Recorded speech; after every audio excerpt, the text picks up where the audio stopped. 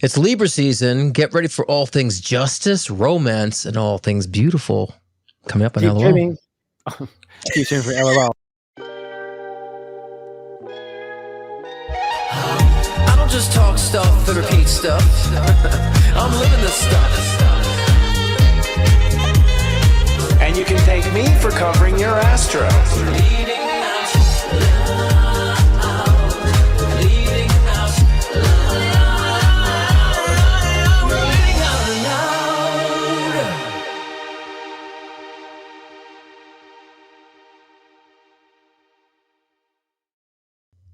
Welcome to Leading Out Loud, the spiritual shift show that's vibrant and wise. I'm psychic astrologer Christopher Witecki, the sensei to SeriousJoy.com.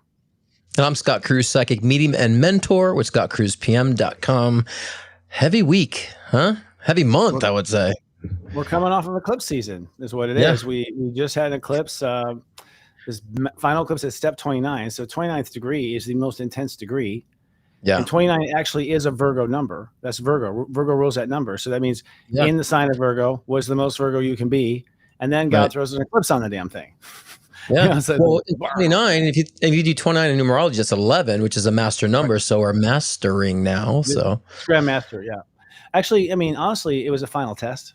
I think in some regards, it's actually a builder. Solar eclipses will create fast manifest. So it's like a speed manifest round whenever there's an eclipse there. A lunar eclipse is a cutting it off, no longer being supported by the universe. Like, you know, and when there's a lunar eclipse, humans fill it in the void. They just fill it in with their own crap. And then you sabotage yourself because you didn't realize you've filled all that in. All your shadow came out, right? So, but this particular season was a doozy because, I mean, it was literally like plastic surgery to the earth because we had a solar eclipse at 0. Yeah. We had a lunar eclipse at 15, exactly in the middle, and then we had a final solar at 29. So it was like, so lunar was on the 15th. Yeah, you said, and that was the karate shop. I wonder why. So no wonder why they built 2 new sides of the bridge, and then they blew up the bridge in the center. That's interesting because like everything changed for me on the 15th. Like just consciously, mentally, there's like been a major shift. I was like, why everything kind of like really completely abruptly shift? Like for me, it was like the 14th, 15th. So it's interesting. Lunar is like kind of cutting off, and there's been a lot of cutting off of things. So like crazy. Well, I think it was the final release of karmic partnerships that no longer are valid going forward. So we draw on the first part of our life. We draw on all these people that we have.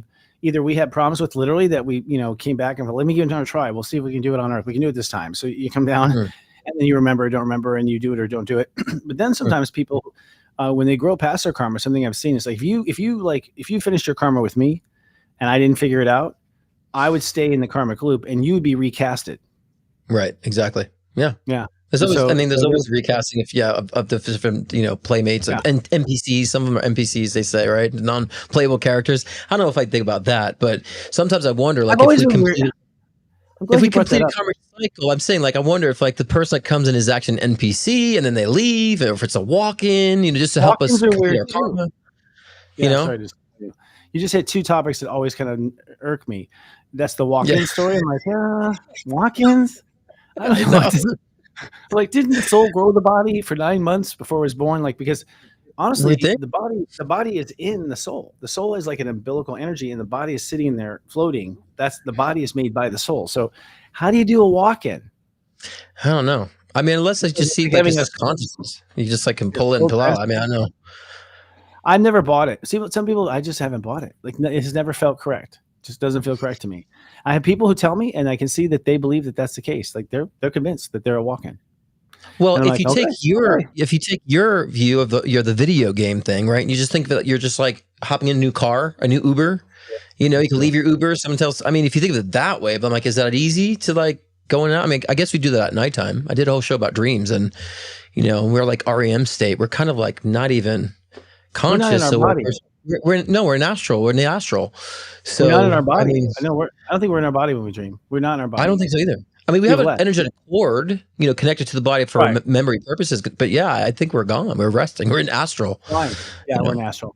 We're in a different dimension. In fact, I had a guest on last week, or was it 2 weeks ago? I can't remember. I'm losing space time with this damn eclipse. But he was an expert. He actually tells a story where he went to this like healer in South America. And and basically what happened was like the healer was like, he was there for a friend to support a friend who was going to be magically healed, a psychic surgeon basically. And his people are like, you want to get on the operating table? And he was like, sure. I was like, okay, that's weird, first of all, but also they were supporting the family that was with. So I was like, no, this is what they do. They like heal everyone while they get them there, And so anyways, the man goes to touch him on the forehead and he says he is fucking out of his body. He's like flying 6 feet out of his body instantly. And he was like, what the, and as he tells the story, it's like, it feels like that's what he went through. And then from there, he talks and tells a story about how he was being able to just jump around the universe, hang out on Jupiter, all these different places in the universe, hang out on Jupiter, do this, do that. And at will. In fact, he said, I wasted 4 years of my life doing nothing but jumping around. I was like, oh. I'm like, I don't think that's astral projection. If you have the power to jump through any space time, shit, fuck your job. That's astral projection. I mean, that's why I believe that we, when I think about that, walk-ins could be possible. If we can astral project, we can kind of bounce around that way. Then perhaps someone can jump into an NPC. I'm thinking walk-ins are walking to an NPC type of body, right? And non-playable like a robot waiting. Because I wonder if there's people that walk around that just their function just off brain, doing their daily routine, and then a walk-in just come into one of those bodies and, take over. So it's complex. Anyways, off topic. Hold on, but let's stay on it for a second. Because this is a random guy wants to talk about it. I think because seriously, because honestly, seriously. You mean there are random humans? There are random human players that are just walking around being controlled by the video games that they're crossing the streets or having lives, but really it's just God running simulations around us. Well, think of it this way: like, how many times you look at someone and say they have no soul, right? Or they just like a disconnect. I just think very rarely. I think people could have a child. That child can learn, and you could teach the brain what to do, walk and talk, and it just goes on. But it has no feeling, no empathy. It's just a NPC with no soul. It's just the brain function and everything. So I think that a walk-in will go into one of those steps of. Because I see people all the time like, hello, is anyone there? Is anyone home? Yeah. I wonder if there's no soul in that body. And I think that's where a lot of these narcissistic or even like these psychopaths come from too, just kind of no empathy, Well, I mean, honestly, you can live in your imagination, and people do. I always say long-term relationships over the internet where you haven't met each other, you're having an imagination relationship. I think. I know you talk and you're on FaceTime and all that stuff, but the truth is, if the energy is not touching the energy, it is a perception of. And so like a book is a perception of, it's perception of. So I've been through the experience. I mean, when internet dating started to happen, I went through these little new age experiences and I was like, whoa, what the experiences I had shocked me because could be convinced, and I'm an empath. I'd be convinced, oh, this person's great. I can't wait. And then when you meet them, you're like, whoa, I can't believe how off I was. Yeah. You ever felt that? Oh, yeah. Energy? Yeah. So my point is actually to your point, which is that, people can be completely checked out. Like we can live in our life, complete our imagination, and be on our own trip, and be completely convinced that that's the way life is, and we can just exist. And many humans, I think, do that, especially in the last, That too. Yeah, I mean, I think he's on topic for our title today, Cosmic Connections. That's kind of is on topic, rather on topic. But I think, all exists. I think that too. People are like living, maybe like the guys are out of it. He's hopping around in Jupiter like that. So like his physical body's kind of like, yeah, I find so many different variables of that. It's so interesting that I wonder how it works with, like you said, the new character comes in. It's always perfect timing too. Like it's orchestrated when those things happen, those people, those karmic relationships. It's always really? It's like someone orchestrated that. Well, this is really rare. I mean, what we're about to go through is like World War II. Like before World War II, we were kind of a people, and then one out of every other man left to fight. The entire half of the country's men leave, which has got to be weird. Like whoa, and then they come back different because they're effed up from trauma. And we didn't have anything before it's true.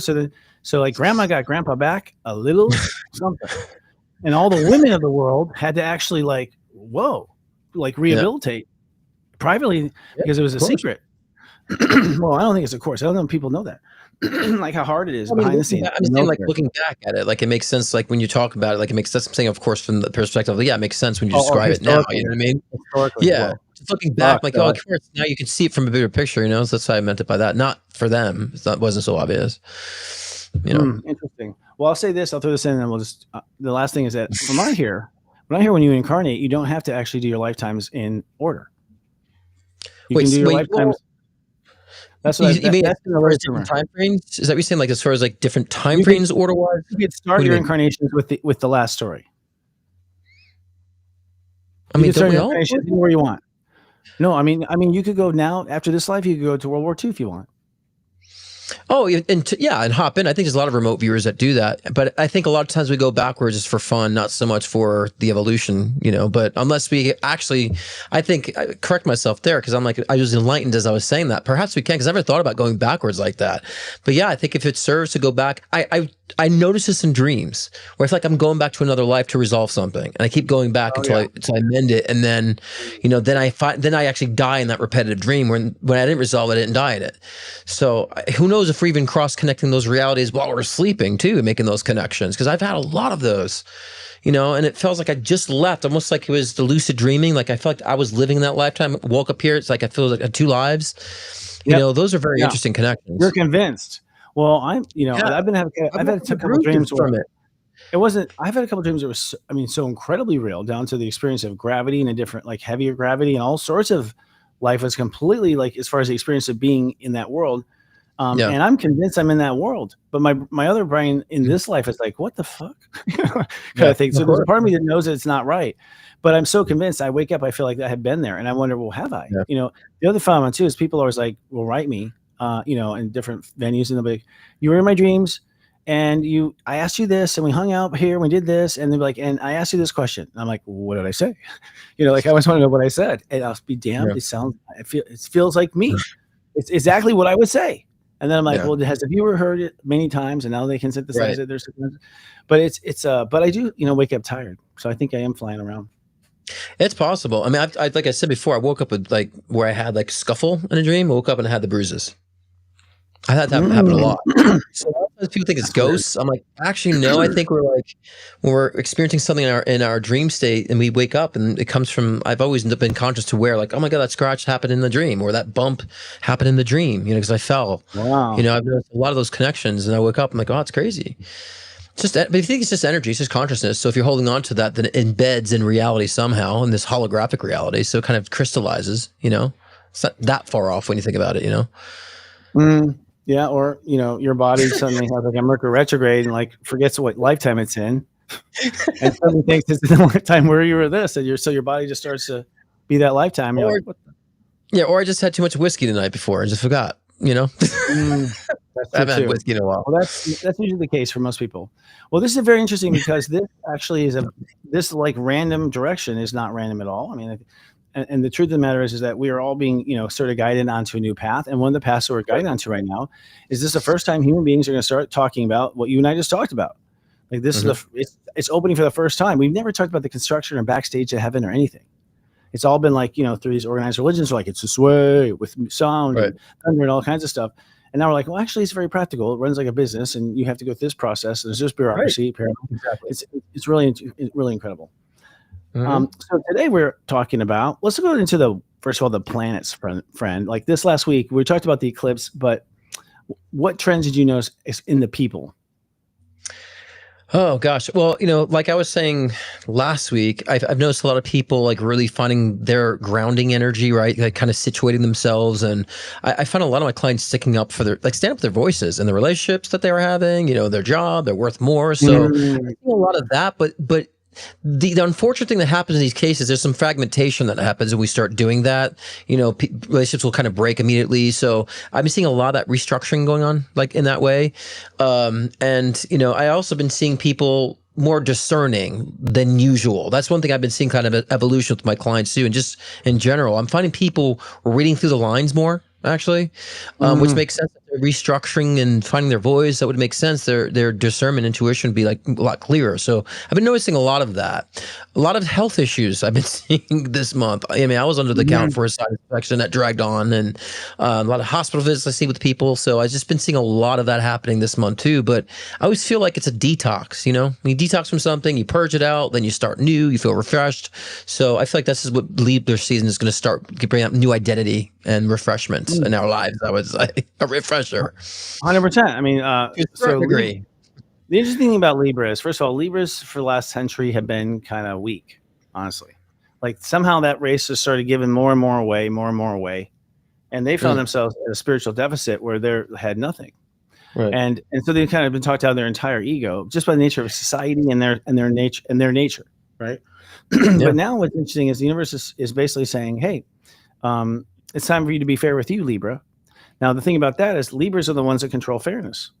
Right. So once fairness is now being fair, like literally the sign that holds fairness was not being fair to themselves. Right. So in that way, the collective conscious, the collective conscious is having a problem being fair to itself, which means it's allowing other things to happen, like people go too far.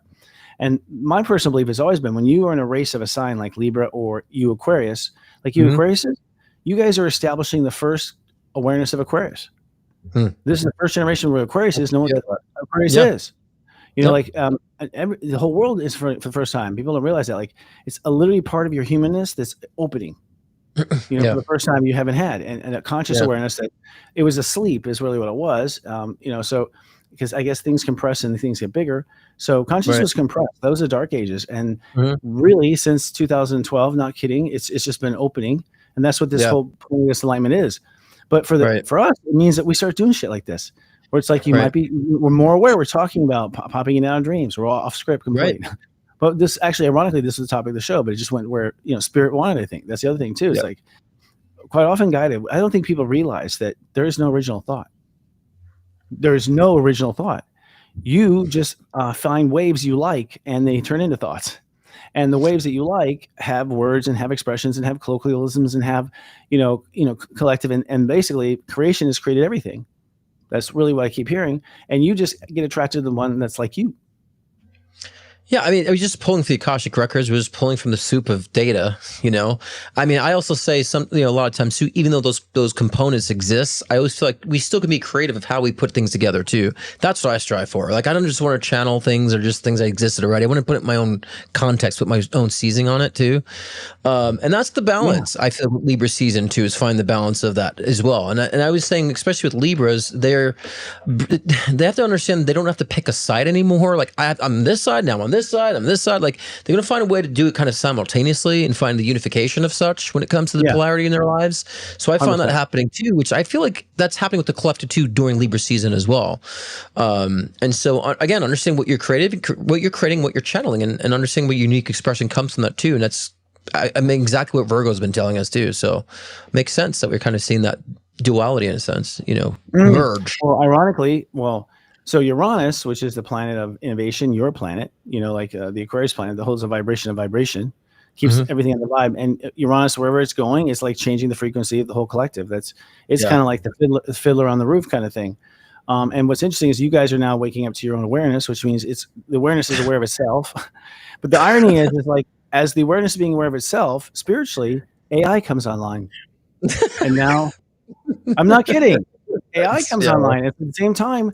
Machine suddenly is aware of itself. Like they suddenly both isn't that interesting? Because I think that's a reflection of consciousness. We immediately start creating the same theme, which now is AI, and that AI will create AI, and so forth and so forth. But I also think that's a reflection of the evolution, right? So if we're all here, right, and what machines just do here, not conscious, we become more conscious, it's shifted too.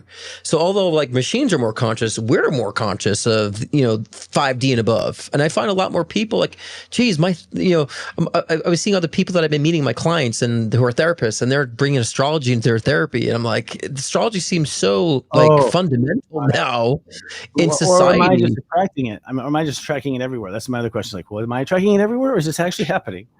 Because you see it on TV shows, like even on TV shows like that are out there that have been people now and series on Netflix. They're talking about I'm this and that rising and this and reality shows. I hear them talking about it. So it is actually a common thing becoming more conscious. So I think we're like, again, we've all shifted our expansion, like I've said, of self-realization. So now machines are up too, but so do we up. I hope that most people have gone up there. There's still people that are not so aware. It's still, you know. Well, the thing is the ship's leaving. So what happens is society starts pulling out. And they're like, sorry to break it to you guys, it's done. Somebody's going up chasing and growing at the last minute. A lot of people do that. They wait till the last minute, especially on Earth. We're lazy as hell. So we're like, oh, shit, is it really going? Oh, shit. That's when we actually get ourselves in gear. Sometimes we have to almost miss a train.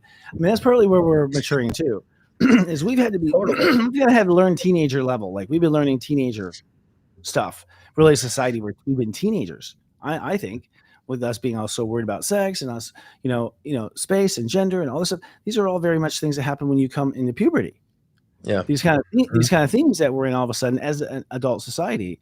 I don't know if it's because finally society's free to be what it wants to be, so it's got to go through the stages, or we're all teenagers, stuck in a body.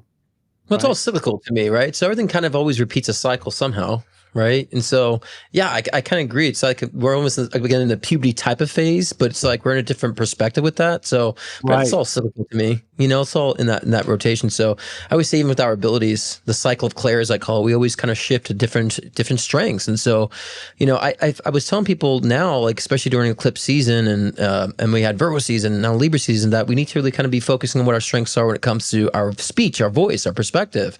There's times you have to focus on our creativity, the power of our creativity, or the power of whatever it might be in your personal life and love relationships. But now's the time really to use that unification for self right now, like most important more than ever. What is the power? Like we need to understand what the power is of that now. Actually, it's been what I've been preaching from the beginning, which is that we are fractioned. We've separated ourselves from ourselves, and because of the fears and the traumas, and we literally have to unite our states of awareness. We have to bring our awareness into a united state. Once our inner United States is united, I think the world starts to unite.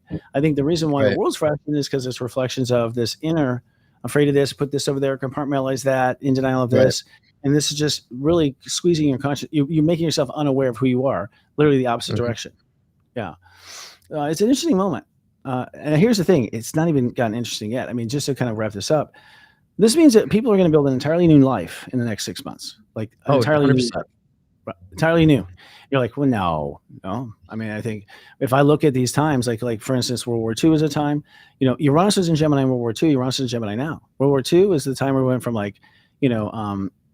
basically very simple technology to all work machines, nuclear bomb, the microwave, the radar, it's like all of a sudden it was just like all these inventions, and we just raced ahead in technology. And actually we didn't go much far. Most of the stuff that we're using now, we actually found then. We just didn't get around to actually making it. Because it's manufacturing and all this other stuff, and I'll have to look into that. And so we're about to make the same leap with Uranus and Gemini now. Uranus Gemini was right when 1942, I believe, is like when it came in right at the beginning, and so suddenly everyone's mind started opening up. And interestingly enough, I mean, with the Holocaust and how horrible it was, there were citizens of Germany that did not know, right? Like, people did not know things, a lot of things, and by the end of that war, people knew horrible things, right? Sure. And that was Uranus Gemini too, like just zipping open the naivety. So we have a phase where we're going to find that we've been naive about something we just have not see. And oh my God, and that is going to happen, every 84 years. Yeah. Well, I mean, it's to me, I think that's pretty obvious that we're in that kind of cycle too, because I mean, there's a lot of things that we've been seeing and showing to us. Even Morgan before the show, he saw something about an article. He's like, let me double check. And was it real?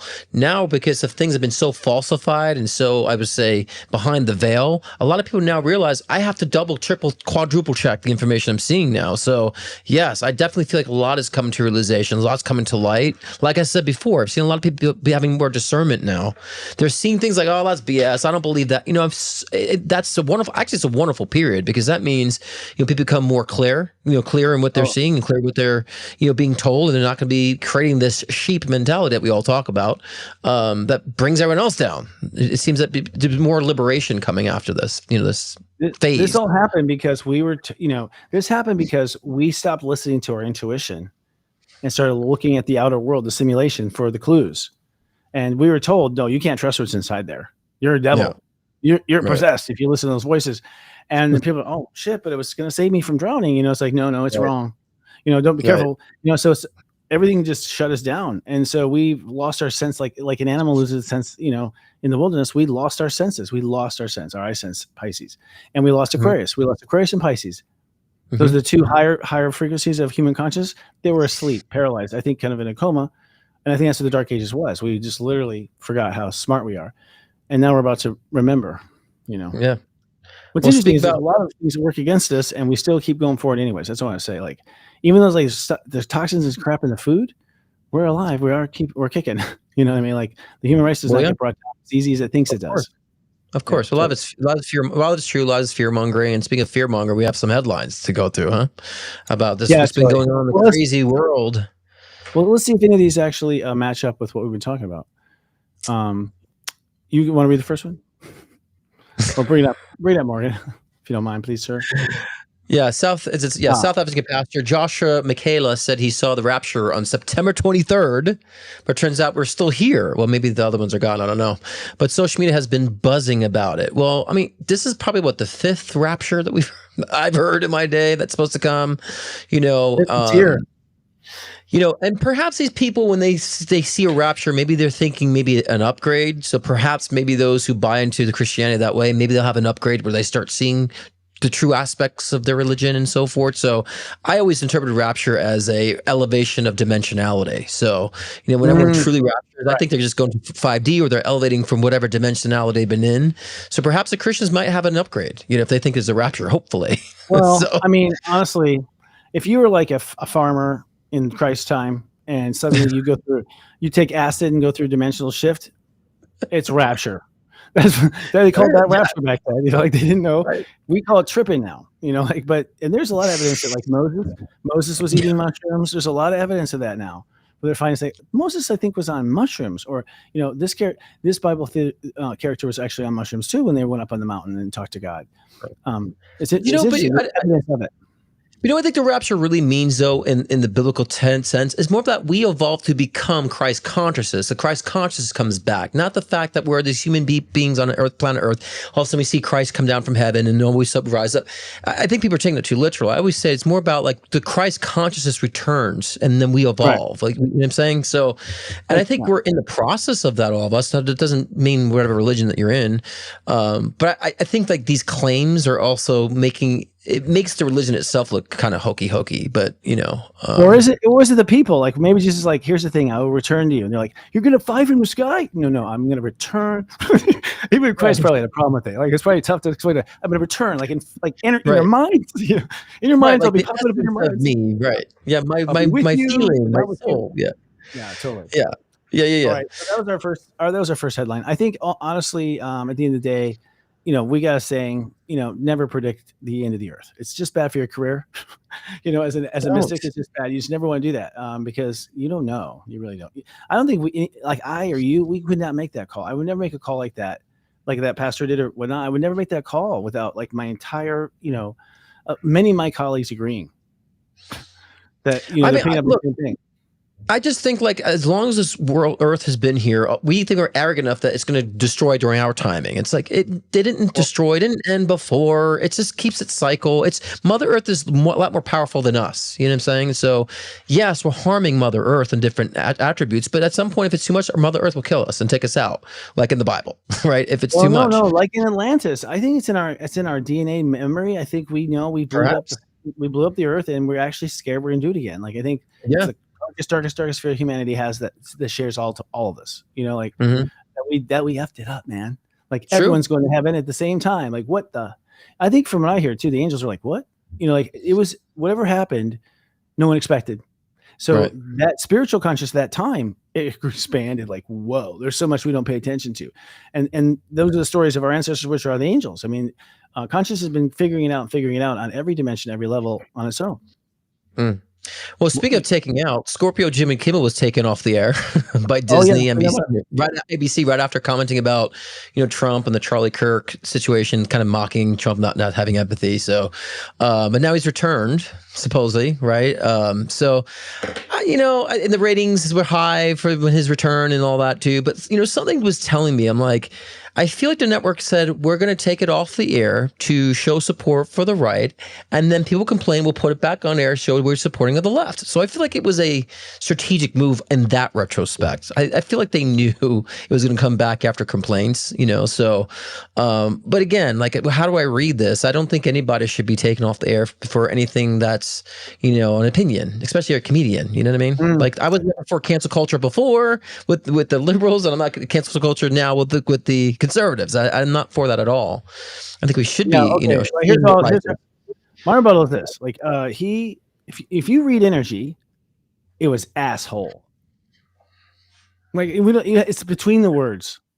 That's really what it was. It was between the words. I think humans are waking up to that too. We no longer see people, people can't pretend anymore. Humans like, duh, you obviously don't like him. Like everyone can read each other. We don't talk about the fact. And it wasn't what he said. It was just the energy. For me, I was just like, whoa. I just think it's rude. I wouldn't do that to anybody. In general, just have that kind of energy. You wouldn't either. Did you watch it? Yeah. What did you read of the energy? Well, no, I saw that. I mean, I think that it was just defensive. I felt the joke to me. I kind of was feeling that myself a little bit. I'm like, what? When he was asked the question about, how you doing with Charlie Kirk's death? Good. So the ballroom. I mean, I thought it was a little. I'm like, huh, so, and cheeky, but, and it wasn't like saying anything bad. I just feel like he was just mocking that level of response, so I kind of felt the same thing. I'm like, this guy is like part of your, worked was an advocate for you, I was like, good, the ballroom, the response was odd. I think we're getting tired as a species, or at least in America, of us pretending. I think people are just kind of over the pretending, like let's, Orange County and like, it's like all this pretending. We do a lot of fucking pretending in this country. And it's like, we all know we're pretending and none of us are talking about it. You know what I mean? And it's like, that's also a wake up call. Like so we play these kind of roles. It happens all the time. Of course. Last headline. What was that last line? What did you say there? The last line? Here's the last headline. Okay. Yeah. I was like, what did you say? I didn't understand what you said. Gotcha. Yeah. You want to do it? Go ahead. You shoot for it. So you can do the last one. It's on you. NVIDIA led by Aquarius Jensen Huang. Okay. Jensen Huang, AI. Yep. Led by a Taurus Sam Altman, announced on September 22nd that NVIDIA intends to invest in up to $100 billion in OpenAI for data center infrastructure. Well, of course. First of all, I mean, guys, the whole Earth's going to turn into a computer. I don't know if you know that, but that's what's going to happen. So just get ready for it. You sound like a computer reading that line. Yeah, well, it felt like it. Well, it's kind of hard to read on this. I need like double space script. But basically, so it's moving from a hardware-focused company to an infrastructure. Okay, that's interesting. And allows OpenAI to scale faster. So basically, we're taking the technology that makes chips, and we're having the technology that makes chips now actually, run I think making more chips faster. It's like literally AI. It's the typical AI model. We're going to use smart to make us smarter. Yeah. But the thing is, I think it can help computing as well. I mean, they've been talking about quantum computing for such a long time. So I just think we're just tapping to that avenue. My concern is it's open AI now. At what point is it not going to be open any longer? You know what I'm saying? Like where it's going to be kind of regulated and controlled. So those are things that I question because it's so fresh right now. It is open. But what if people that start taking over it and start regulating it and dictating it and then we're just kind of just being fed someone else's agenda and so we have to be discerning about that too with AI. Is it really I have to correct it a lot when I'm asking for information about things. I'm like, no, that's what the thing about my parents' generation, the baby boomers, is they just let the country get kind of taken. They just let, they got really taken under and tricked everywhere. But like my Gen X, which are the kids that were like, Mom, Dad, like, kind of like embarrassed that our parents don't get it, have realized, oh, geez, the people who ran the country before didn't get it. And I think for us, you speaking out like this is leading out loud right here. It's like, you guys, no one's driving the fucking ship, so we better get on the steering. We better grab the wheel. Right. We better grab the wheel because no one's really and if someone is, then they're obviously, if there is someone controlling everything, then they're a sociopath. Sure. Like they're just like, what? So either way, it's not good. I think we're at this time where it's like, I agree. So it's like, we need to talk about, well, is it open or not? Has anyone tested that? Is it open? I don't know. Yeah. Did you read it? And it's like, oh, it's broadcast. Was everything broadcast? Can it send a signal over here and process off the grid? Like, did anyone even ask? So it's like the minds that would ask the question work only for private industry. Mm-hmm. You know what I'm saying? So, but we have to take a commercial now, friend. This has been a fun detour. But before we go, let's hear a word from our sponsors. And I think that's including you, brother.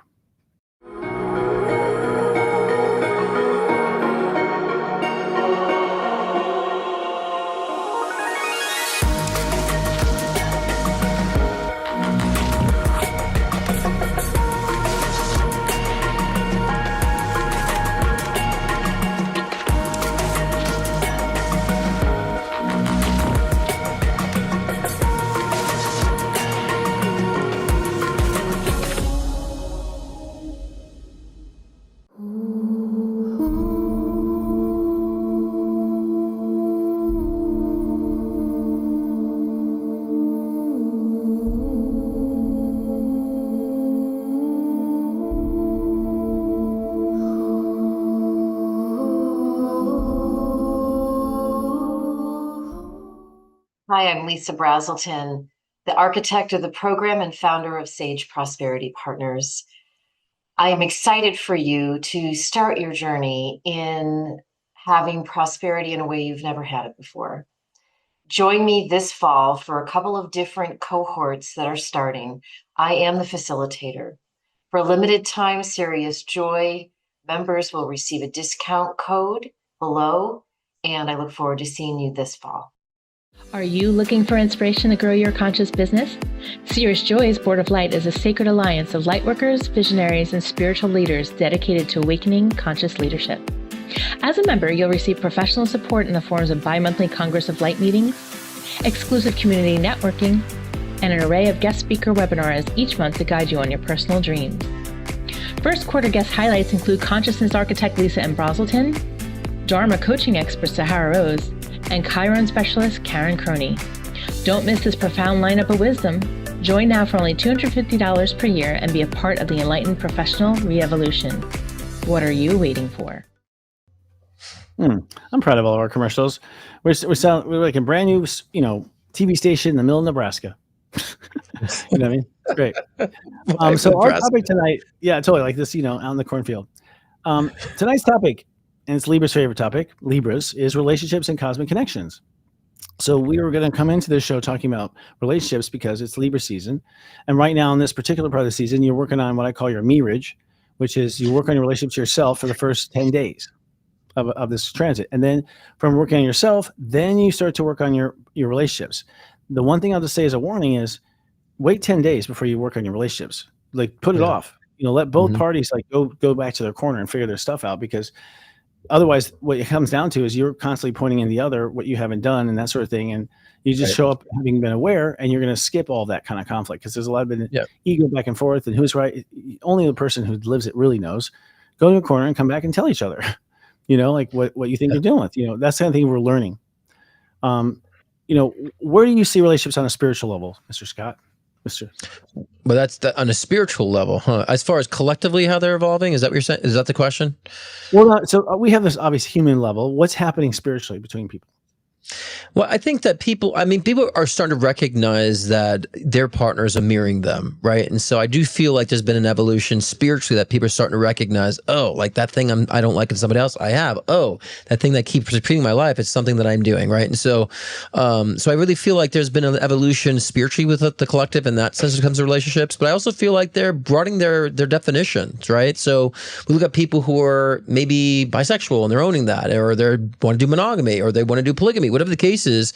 I think that the lines and the perimeters of relationships have been changing, and people are owning it now instead of being condemned for their out of the box unconventional type of relationship. So I'm finding people embracing more of the unconventional types. Doesn't mean that the whole Christian values goes away. It just means that people are just expanding other avenues too. The whole wholesome stuff and the whole traditional stuff will always be, but I just find it's broadening its perspective more. It definitely is, and we're getting more intelligent, and we all are becoming aware of our patterns and our habits. We're not in denial anymore. We know we're not in denial. That was huge. I mean, all my life, 80s, 90s, everyone was just like in denial. There's a problem. Now everyone's like, well, how do we solve it? How do we get rid of it? We're tired of it. So that's a huge step right there. Just step into that. Yeah. But I would say overall, relationships spiritually, what I understand, relationships can be a lot of things from what I understand. Looking at charts and reading people day after day, and I see psychically into those relationships, which I do. I'll be like, ooh, I can just feel how the whole thing works. A lot of times your parent, like one of your parents, is actually the way you were in your mind talking to yourself in the prior life. So the voice of your mind in the prior life can become a parent. Oh yeah, we definitely find the repetitive, unresolved, theme or karma from our previous incarnation for sure, and that's why I believe we choose our parents, or at least our parents align with our unresolves, to push either what weaknesses out and strengths forward, or just to calm things down and balance things out for sure. There's a strategy. It's a strategy. Like if you were an alcoholic in the past life, you might be deliberately come through a life where your sister is an alcoholic, and you have to watch what you look like in that life the whole time. And so that's when people are like, oh my God, it's killing me about my sister. I don't know if it's killing you about your sister. I think it's killing you that you spent that lifetime doing it. You relate. Yeah, you relate to it. You're feeling it deeply, and you're like, "Fuck," like, and we don't know that's it, and we feel bad for the wrong, reasons. We shouldn't even feel bad, but it's just us becoming aware. It's interesting. But that's where I think empathy comes from, is because we've experienced it. We can relate to that. So an evolved soul will naturally have more empathy. You know what I'm saying? And so, and yeah, we might be in a position where we've abandoned children. So then we have our children abandon us in the next incarnation, or we've been abandoned, but we've cursed the person to the abandoning. So then we become the person that abandons in the next lifetime to understand what it's like to abandon and what people are challenged with to abandon. So we've been on both polarities, the good and the bad, as people want to define it as. But we have to understand the polarity to understand the bigger picture and what is, so we can gain more wisdom. And so a lot of people get so offended that they had bad, past lives. I'm like, honey, the more bad past lives you have, the more you've evolved, So I think we have to understand it's both necessary, even though we don't want to hear it in our physical ego. It's necessary.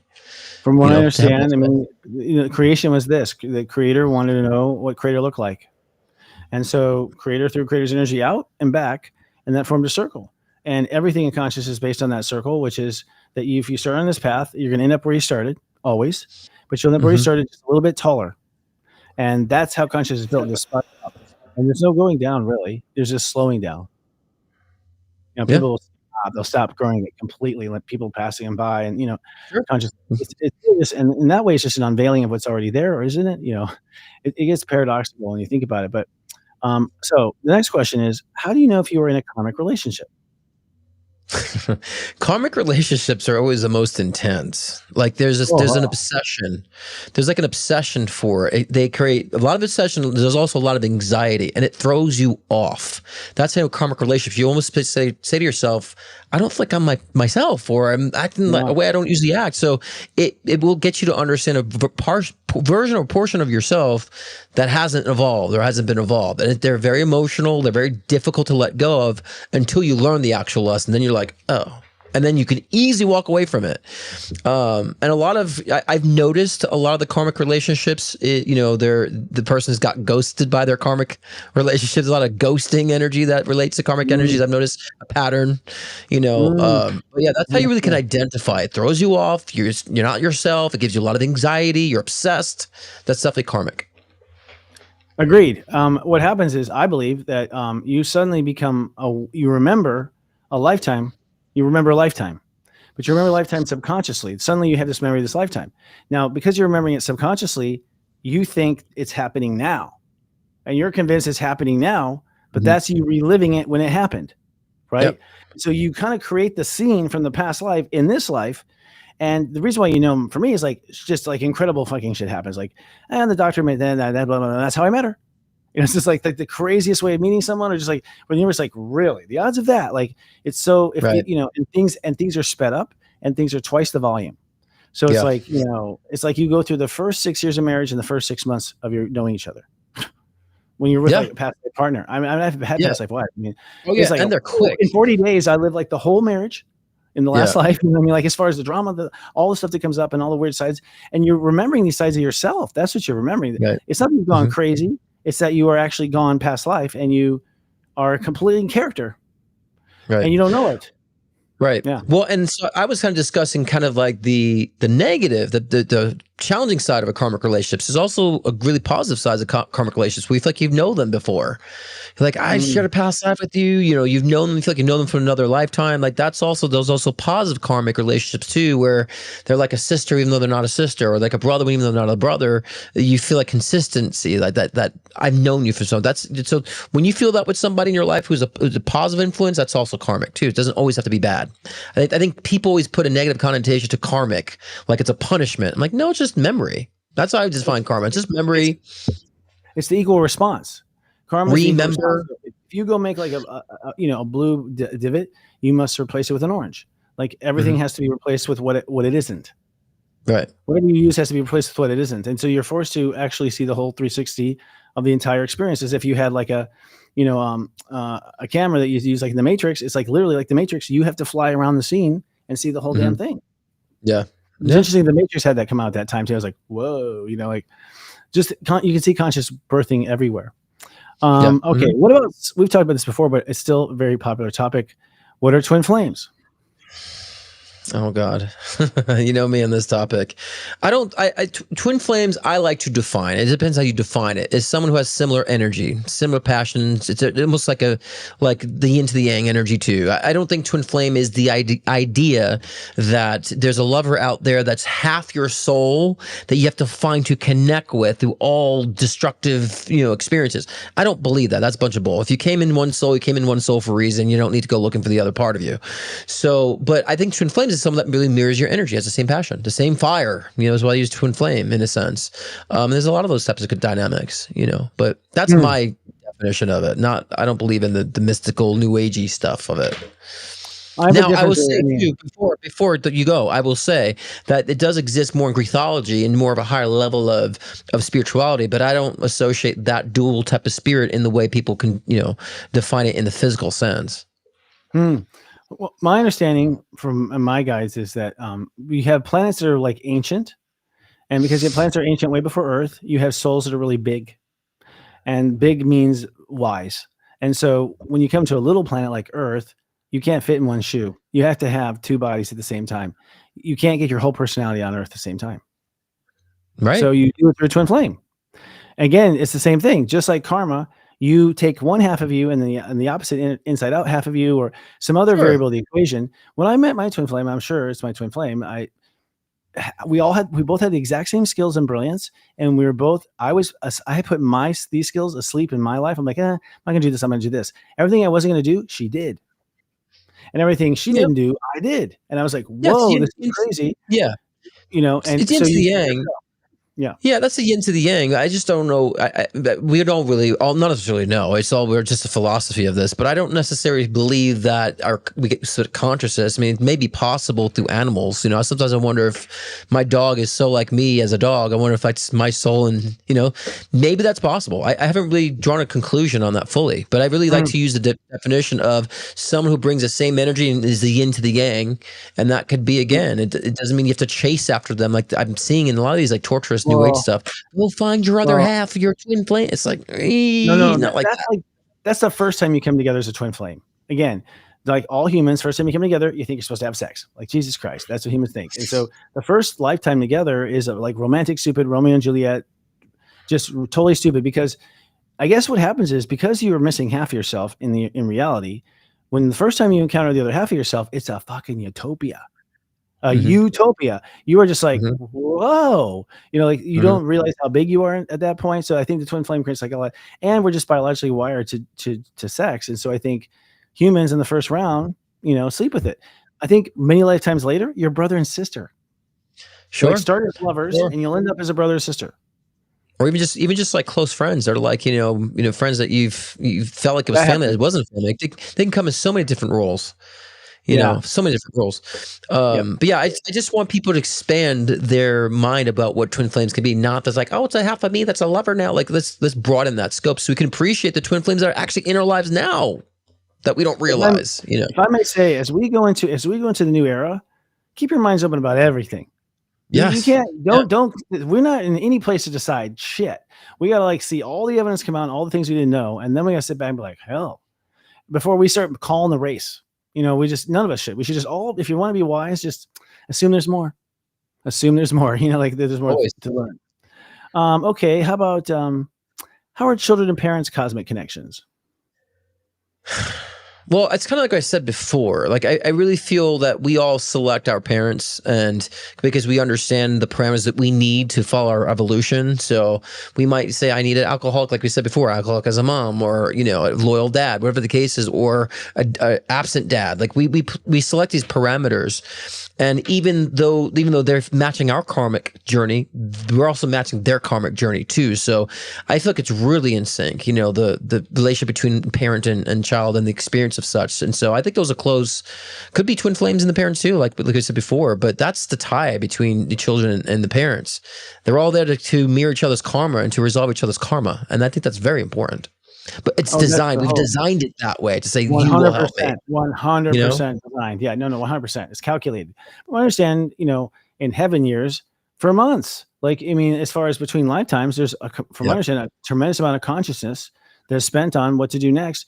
Because I believe it's just like a simulation. And even if it's not a simulation, it still was said this before, that you realize I need to learn these things. And so you go into this reality where you don't know heaven exists and you learn these things. You're like put through a simulation. You're actually put through the test and see what happens. And the soul doesn't know what it would do because it's never been in that situation. And so the soul is literally growing and learning from heaven by just running these experiments. Yeah. You know, and it's school. Yeah. This is like school. You know, like a reality school. And we're not told about it till later. But what's interesting is this is a time where the school realizes it's in a simulation. Like that's the big quantum leap, I think, that we just frame it differently.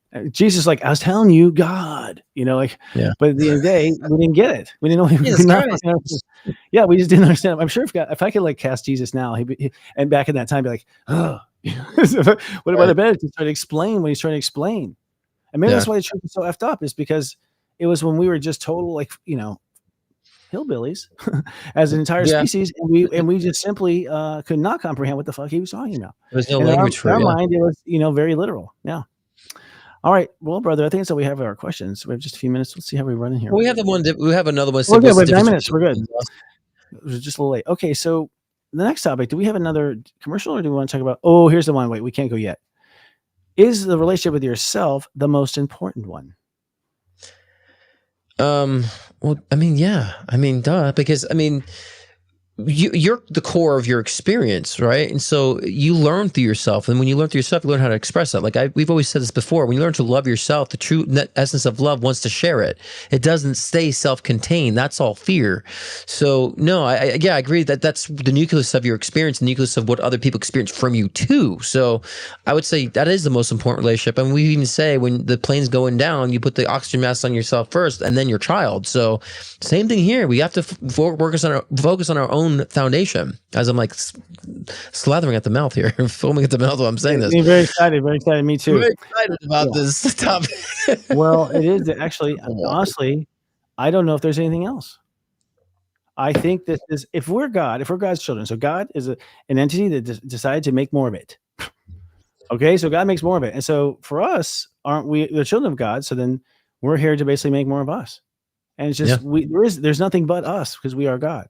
I personally feel that it's going to be like, you know, suddenly you're going to wake up and it's like God's come out of like some sort of like a nitrous buzz from doing nitrous balloons, and he's like, oh, and he realizes he was Chris Witecki. I just think it's a trip. I think that like Chris Witecki was just an idea that he just you know, like comes out of. Like I don't even know if we exist. We're just a program in his machine or her machine. I say his because, you know, they say masculine. And then the feminine creates from that. So the creation is the feminine side, but the masculine is the one that apparently anchors. You know, and I get in trouble for saying this too, because I feel like because God to me is all that is, and so every experience of life is God viewing life through that perspective, through whatever it is, and through us too. So right. So then people say, does that mean God's killing people and God's doing all these bad things? It's like. Yeah, it's all it is. Otherwise, what is it?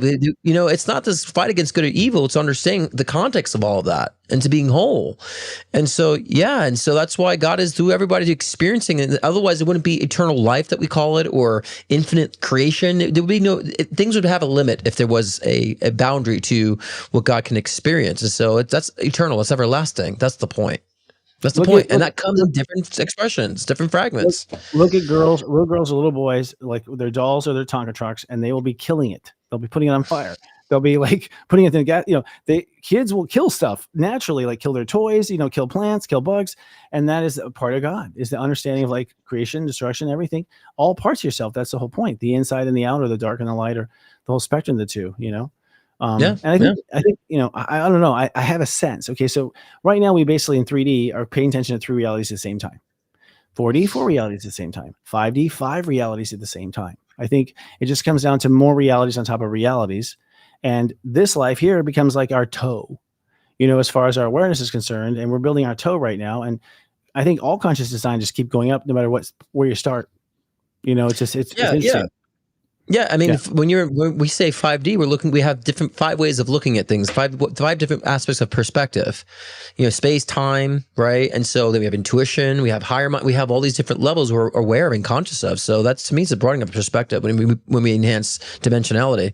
And I think that we should be focusing on, like you said, focusing on more, right? And also focusing on understand that it's all about growth and wisdom, and that more doesn't keep you insatiable. It makes you feel like it's a joyous journey, that you always have a way to grow into something else, and there's always a gift, the gift of like the delicious flavor, right? Of I just got something new, I just got this realization. It tastes good. It's, figuratively speaking, I don't know why I'm using taste.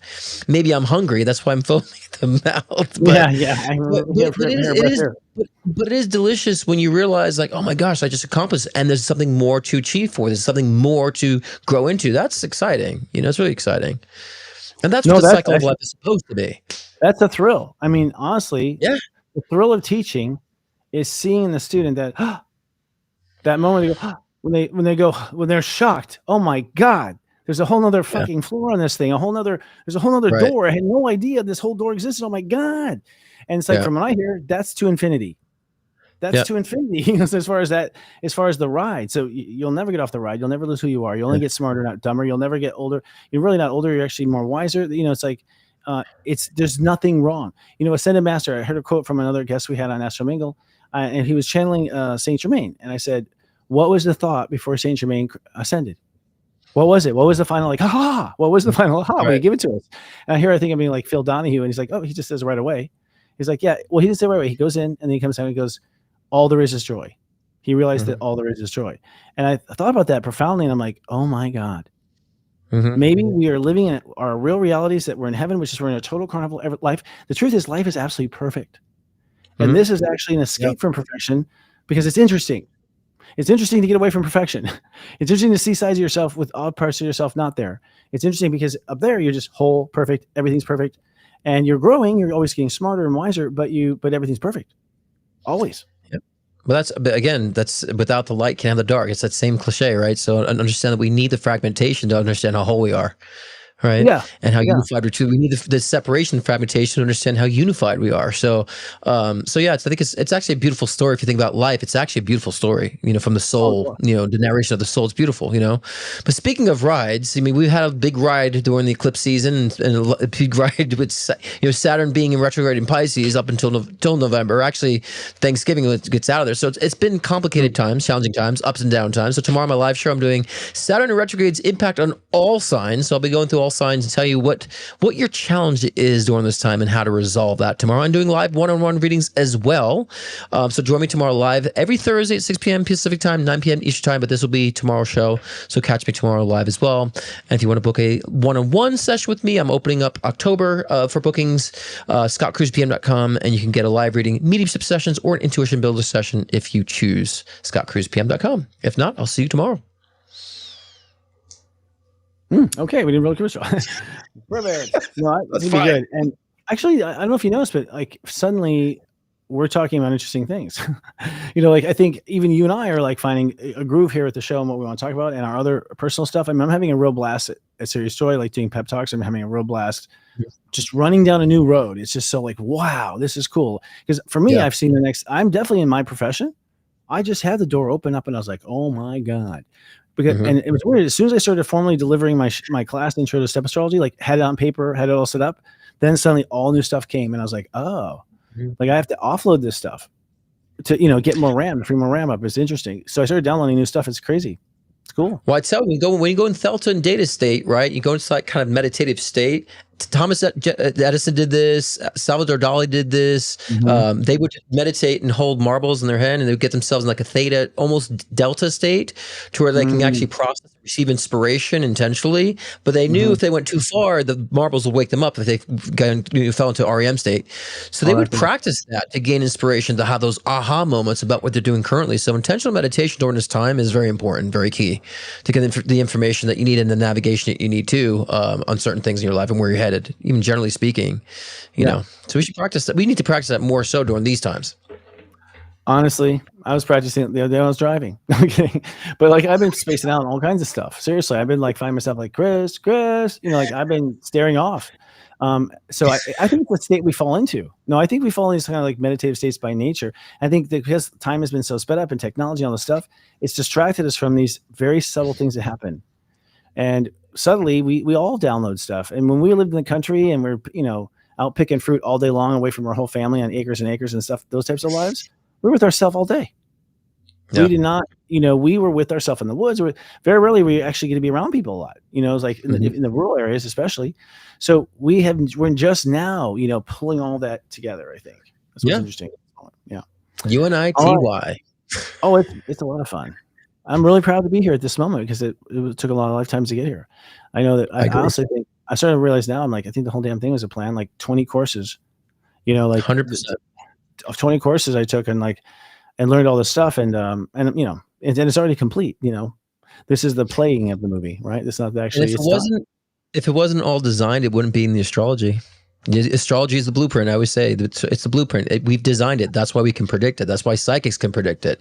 There's a lot that we didn't design. There's a lot of things, variables that we're doing in real time. But the general gist of our blueprint foundation is we've designed it for sure.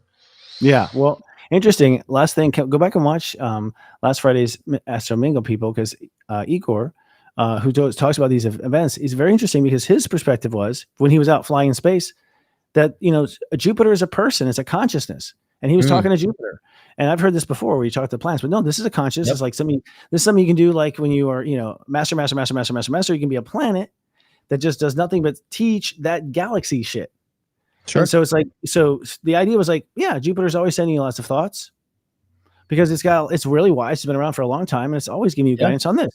And sometimes giving you that. And I was like, holy shit, all the years people ask me, how's it work? And I never thought that it was just other souls talking to us.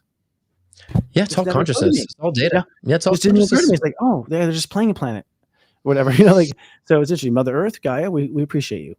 All right, so I think that is all we have for today. But next week, we're going to be talking about another favorite for Libras, the aura of aesthetics. So it's all about beauty, which they're good at. Well, we'll catch you guys next week on LOL. And don't forget, what is our tagline, Christopher? Because I just forgot it. Don't put up with this shit. Don't bullshit. Go lead out loud. Yeah. Lead out loud. Yeah, I want to say collectively. Good night, guys. We'll get good at that. I think we're taking to another dimension today. I'm used to closing it. I got to start closing it too. And, I sit back and get lazy. I'll let you do it. You got to get him a script. I've got lazy. Just sit back. I think it's going to be a good thing. Remember, consciousness is expanding. Right. I have to lead in and lead out now. We need to expand into a script for Scott now. Yeah. You'll realize it's leading ourselves out loud. That's what we're doing. Right, exactly. Out loud. Yeah, coming up on Serious Joy. This Wednesday is our monthly welcome party. A cast of star-studded Serious Joy favorites give new subscribers a behind-the-scenes tour of the magic. It's not too late to sign up and join the party. Coming live to SeriousJoy.com.